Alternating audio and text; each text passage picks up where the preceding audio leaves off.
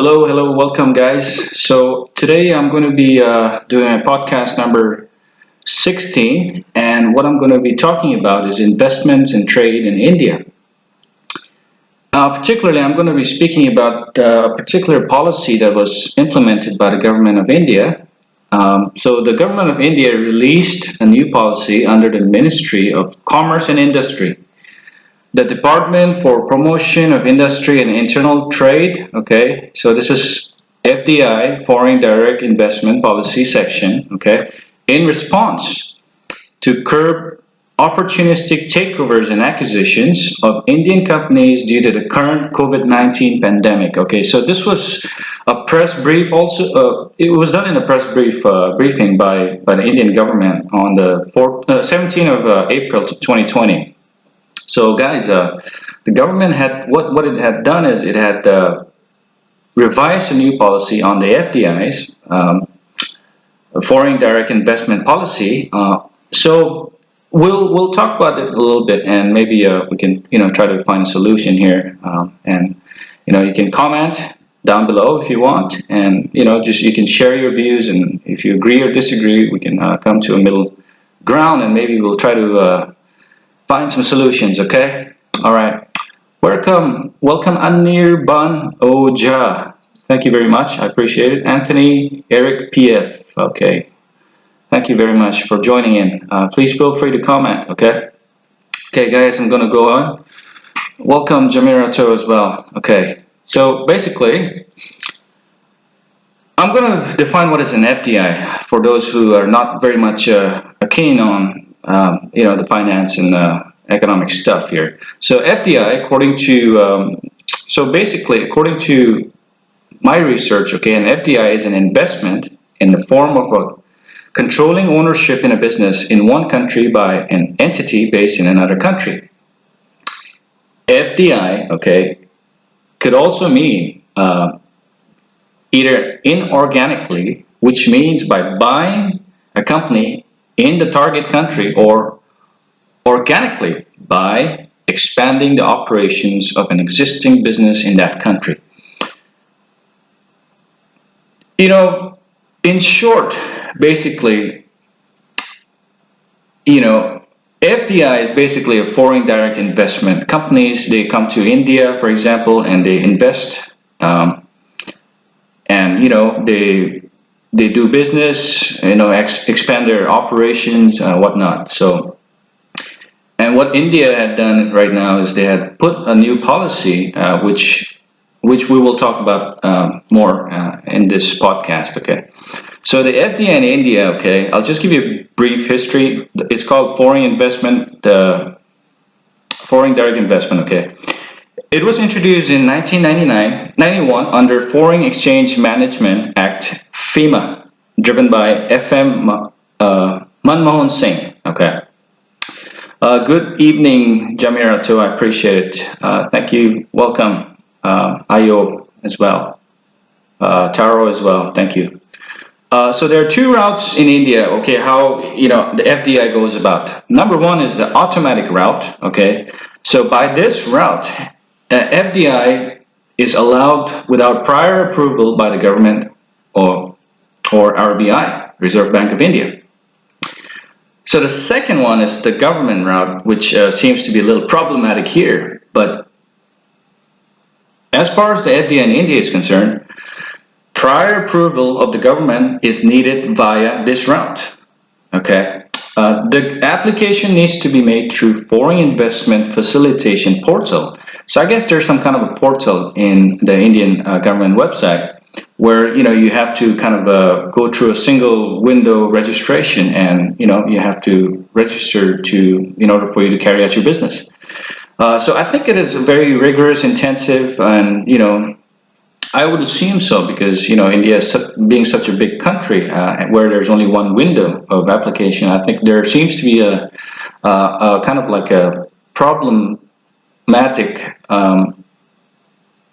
issue here, especially for investors from foreign countries, and especially neighboring countries who wants to invest in India. Nevertheless, so 1991, okay, this was introduced by Manmohan Singh, by the way.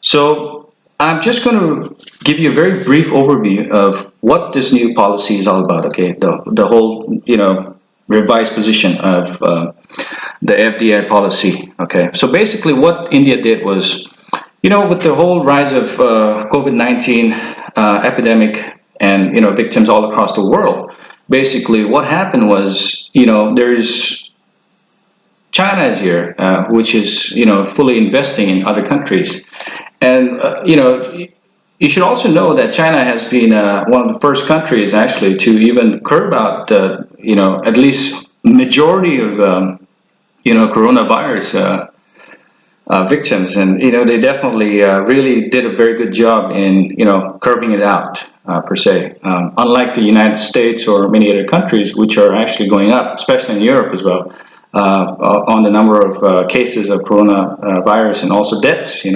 It's very unfortunate, I would say, but I hope things will be better in the West as well. I truly hope so, but. Anyways, so the whole narrative of this whole COVID-19 it's really affecting economies all across the world as well. So having to come to think about what who is having the upper leg on this whole investment and the start of a new economy is actually it's debatable, but I would say China has an upper hand right now because they have already dealt with the coronavirus. But anyways, so what happened is there's a lot of investment by Chinese companies and even the government. And maybe I'll give you a little bit of brief overview, or maybe I'll do a whole podcast on the Belt and Road Initiative, which was implemented during the reform era and taken over by this new President Xi. So, anyways. So this whole investment thing is becoming a problem even for many other countries who are, kind of like back paddling right now, and China is kind of like, many people are saying, okay, there's this issue here where China is kind of, taking advantage of profiting from, being in the upper end, okay. But that's debatable, okay. But anyways, so yeah, a lot of countries are saying that, oh, it is almost like an acquisition or like an opportunity that is being taken by China, okay, to take over companies, say in India as well. So the revised position here of the FDI policy says, okay, so guys, I'm reading out from the press note, okay, number 3, which was actually. It was dated. It is dated on the 17/4/2020, so 17th of April. A non-resident entity can invest in India subject to the FDI policy except in those sectors/activities which are prohibited.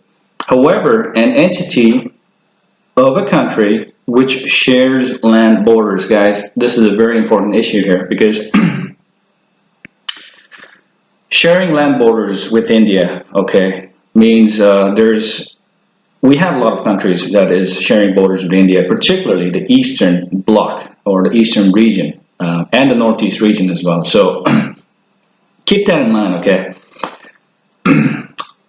Shares land borders with India or where the beneficial owner of an investment into India is situated in or is a citizen of any such country can invest only under the government route. Okay, guys.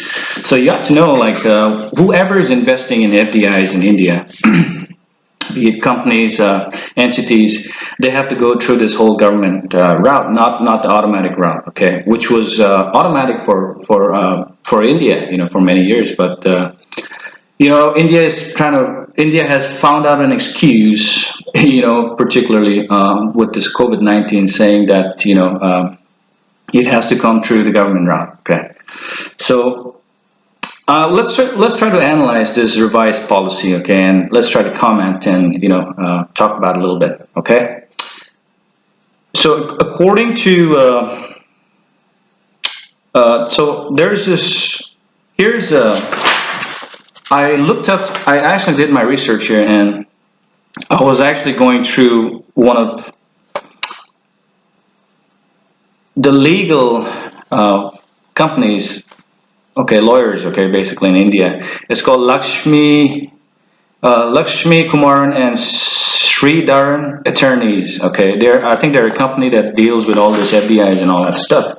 So I went to their website and I actually looked up some of the expert comments. Okay, and they say this implies that now a entity situated in or controlled by citizens of Afghanistan, Nepal, Myanmar, China, Bhutan, or individuals of these countries will need a prior government approval for investing in India. So, by the way, Bangladesh and Pakistan were supposed to go through the government route anyways from before, but I think now they're putting a lot of emphasis on the bordering countries, particularly, China, like I said, all this China, Nepal, Myanmar, Bhutan, and Afghanistan too. So this seems to be a problem for a lot of investors in countries. So I'll just give you a brief analysis, okay? Additionally, so this was written by another comment that I was doing my research on and I found it very interesting is by ABP, okay? ABP News. So ABP News points out that while it applies to Pakistan, Bangladesh, Nepal, China, Myanmar, Bhutan, and Afghanistan, it is more centered on China. So this was done to curb any opportunistic takeovers of domestic firms following the coronavirus pandemic. Okay, I think it is kind of certain, and it is also very visible that it is definitely relating to China and the rise of China, and saying that many countries like India are saying that China is taking their advantage because they already have their leg up, with the whole coronavirus and the start of their economy. But anyways, so here's the thing. Also, I would like to point out also that, as from my perspective, okay, this whole U.S. and China trade war, it seems to kind of escalated quite quickly. And I remember, following that very in detail. It has been for a couple of long months, I would say, and years, I would say. Not too long, but I would say it started off in 2017. It heated up during 2017 and 18. But anyways, what I want to say is, this whole trade war, the U.S. and China trade war, escalated so much that its allies also started changing its positions. And what I want to say is that there seems to be a need for an alternate supply, or supply and demand. This whole supply and demand business here comes along here because, when China doesn't have that kind of a supply or demand from, from the whole Trump administration, or I don't know, some countries, there seems to be like a shift of, trade and checks and balances by the Asian countries, particularly China as well. So it is moving mostly towards east. That's just my prediction and that's just my analysis. I know there's a lot of big trade volumes that's going on in the West as well, and Africa by countries from the East Asia, specifically China. But anyways, I think the whole U.S.-China trade war kind of kicked in as well, and partly we're seeing the response here. Now, I just want to point out here, okay, so when India had put this, policy, okay, China had replied, okay, and what do I mean by reply, okay, so every country replies. India replied too, after China's response, but China's response, let's see what has China replied to India and the government of India, particularly, okay. So according to consular official Ji Rong, okay, who is a spokesperson of the Chinese embassy in India, she had made a statement, okay, about this whole policy thing. And this is coming from the highest position, okay, the highest office, which is the embassy of the Republic of China in the Republic of India. Okay, so on April 18th, 18, wait, yeah, I think it's on 18, April 18, okay. India's Department for Promotion of Industry and Internal Trade, okay, so DPIIT, okay guys, DPIIT, you can research if you want, revised its foreign investment policy, making it much difficult to companies from countries sharing land borders with India, right? So that means China is also part of it, okay, too. So now let's move on to December 2019. China's cumulative investment in India has exceeded $8 billion, guys. So China has been investing a lot in India, so it's almost, it went up more than $8 billion, so that's a lot. Far more than a total investment in India's other bordering sharing countries, okay? So why I say this policy is kind of a problematic here for China especially, and East Asia, because Chinese investment had driven the development of India's industries such as mobile phones, household electrical appliances, infrastructures, automobiles, creating a large number of jobs in India and promoting mutual beneficial and win-win cooperation. Guys, I'm going to send you a picture or a link about some of the investments that China and India does, and some of the companies that is in India, like your phone or your appliances or etc. Okay. So the Chinese embassy, particularly the consular official Jirong, she actually, you can read up her Twitter as well. I'll put up the link of her Twitter as well. But basically what it says is, it's violating the WTO principles, okay? So the WTO principles of non-discrimination and go against the general trend of liberalization and facilitation of trade and investment. So more importantly, they did not conform to the consensus of G20 leaders and trade ministers to realize a free, fair, non-discriminatory, transparent, predictable, and stable trade and investment environment. So basically what the embassy is saying is that it is very discriminatory. It's not up to the G20, it's not up to the WTO, World Trade Organization policies and the consensus, of the G20 groups. So, yeah, it's very unfortunate. Okay. So what she said again is, we hope India would revise relevant discriminatory practices, treat investments from different countries equally, and foster an open, fair, and equitable business environment. Okay, guys. So this is what the Embassy of China said to the Indian government. Okay. So let's try to look at some of the other responses that kind of is very important as well. Okay. After this whole policy and this whole, China's reply, and now India is replying again. Okay.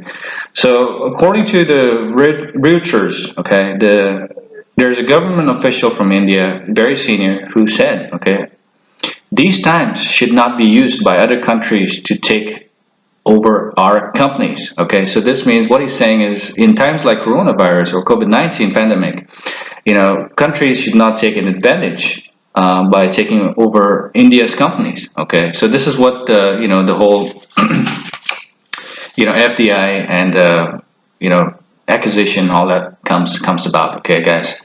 So yeah, it is kind of an interesting debate, and let's just delve in more into it. Okay, so according to Gateway House, okay, so this is a February report, okay, by research. This is a research group, Gateway House, okay, said Chinese foreign direct investments into India stood at 6.2 billion. Guys, so I already told you about the 6.6 plus billion, which has been already invested in India.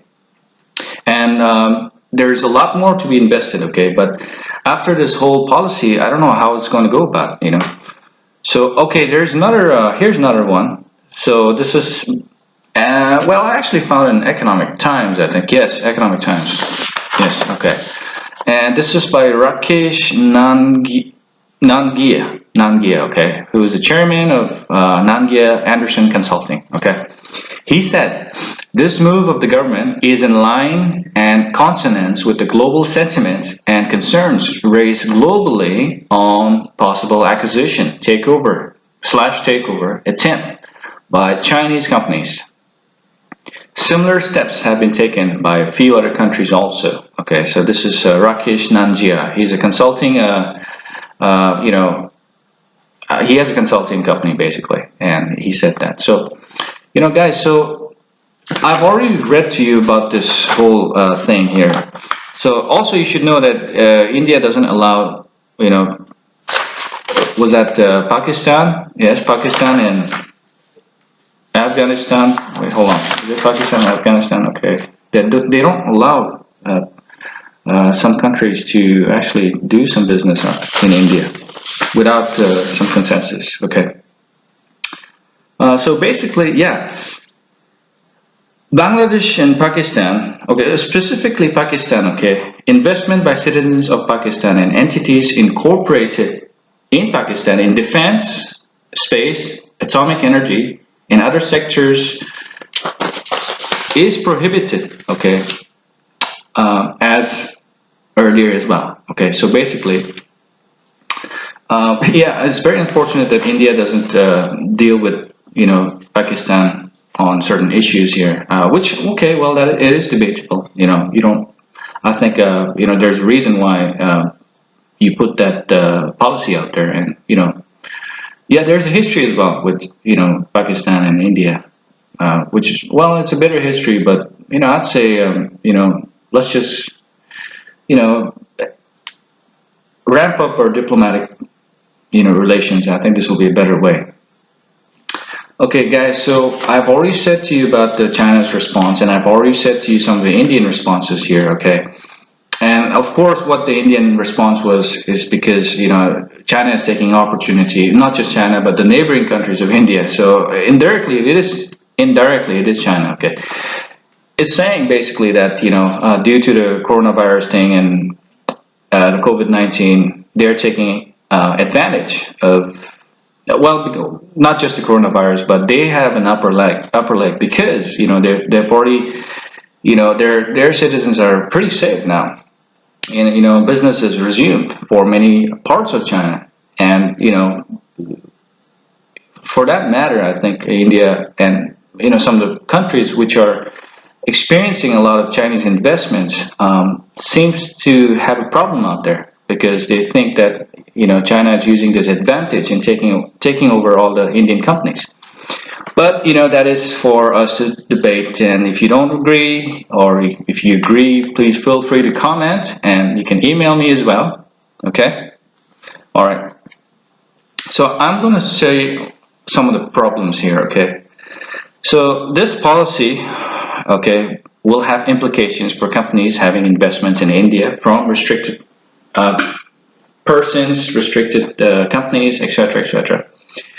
So second one is financial investors, investment funds, development initiatives, infrastructure projects will also come under great scrutiny by the Indian government because, well, you have to go through the Indian government now if you want to invest. Unlike those days where it was automatic, meaning, if investments can be done automatically through contact, okay, mutual contact, or official, or business deals or contacts, whatever it is, right? Now the third problem here I see is okay. Well, actually, no. I looked up some of my research here, and I did look up in civilsdaily.com, okay? So Civils Dailies, I think, is usually for people who wants to do their UPSC exams like IAS, foreign services, or etc. You can www.civilsdaily.com. You find a lot of very informative and relevant and very credible sources to study, okay? According to Civils Daily, it points out the amended policy brings every kind of Chinese investors to India within the ambit of government approval, reducing the space for private business and negotiations. Okay, so exactly, Chinese businesses, people, and individuals will obviously suffer. Okay, uh, so number two is the decision would face difficulties, especially if the government tried to attribute nationality to venture capital funds. Okay, so there's another restrictions there. Okay, you have to know. Okay, there's a lot of problems here. So that's from the Civils Daily. Okay, so what I feel like some of the problems here is, so despite the ongoing discriminatory treatment upon the Northeast states, as I've already mentioned to you, and you can look up in my previous podcast, I think I've definitely spoken about the discriminatory policies and acts that has been done to the Northeast region, and particularly the people of Northeast by the rest of India. Why I say this is because if there's more restrictions, it will only lead to more problems in the bordering areas. It will cut the middleman and bring in entities from Delhi and other parts of India to oversee. Okay, so locals will not benefit. So it is problematic for Northeast region point of view. Okay, so I wanted to say this because it's very important for us Northeast folks to understand that there is an investment. There is an investment coming. There is a wave of investments actually. It could be infrastructure investments, development projects, funds, just a lot of development investments will come, in Northeast India, because we are bordering, by the way. Okay, and this policy here, it clearly says, there's a position where it says, see, shared land borders with India. Okay, so India has a problem with that, especially the government of India, and the Ministry of Commerce and Industry has a problem with the bordering areas, I would say.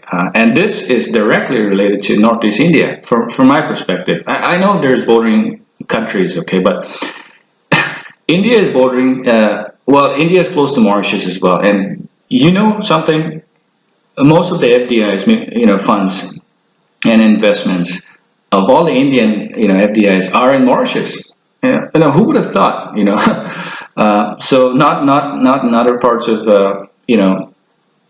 Northeast per se, or, so, there's around Northeast, okay. I'm sure there's in Burma as well, but, the most of the FDIs of India is in Mauritius, I think. I'm pretty sure it's Mauritius, okay. I'll have to double check on it, but yeah, let's go with that.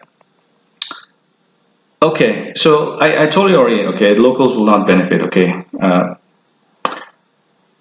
Another problem I see here is, according to the Economic Times, okay, so I did a little bit of research. So his name is R. Nagaraj, okay, and he wrote an article which states, okay, that economic liberalization started in India in wake of the 1991 economic crisis, and since then, FDI had steadily increased in India, which subsequently generated more than 1 crore. So that's about 10 million jobs in India. So since 1991, okay, so this article is called What Has Happened Since 1991, Assessment of India's Economic Reforms. Okay, this was published in the Economic and Political Weekly in 1997, okay. So basically what it's saying is, during the 1991 economic crisis, when India had, just introduced the FDI system here, it had created 10 million jobs. Okay, that's 1 crore in India. That's a lot of jobs, So if India is going to restrict the bordering countries or the bordering areas and send all these investors to go all the way to Delhi and do the whole screening thing and the rigorous, or I hope it's not rigorous, but the whole process, I feel like it's not going to help, and investors will shun, it won't appreciate the barriers that has been put in front of them. So I think it's a problem here, and so this goes to show that investors in Northeast states will face discriminatory policies upon them, and it will certainly affect the development of Northeast states and the job sector. Okay, why I say discriminatory policies? Okay, it's because it is discriminatory. Why? Because you know there's a reason why the Embassy of China and even the G20 and World Trade Organization had put forth this argument and criticized India. Okay, so there's a reason for that. Okay, and you can do your research on it. So yeah, and so by saying this, I think Northeast states will not. Well, it will benefit in a way because it'll go all the way to India for India, okay, but for Northeast India and the neighboring countries in India will suffer actually because of this policy, the FDI new policy, okay, or the revised policy per se. And I think India needs to check on it. I hope they revise it again because I think there's a lot of loopholes here. I would say, but anyways, I think let's just put it this way.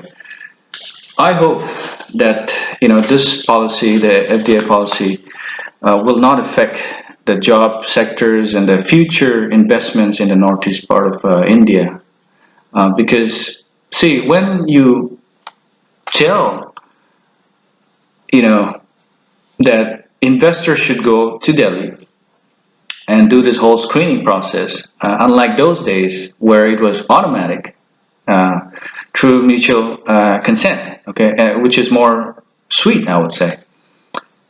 You're discriminating a lot of, practices, and especially when it comes to the bordering areas of India, okay. But anyways, that's just my perspective, and I hope you might have other perspectives as well, and you can comment. Okay. All right, guys. So what I'm going to do is I'm going to close it today. But yeah, hopefully I'll see you guys in my next podcast. All right. Okay. Take care.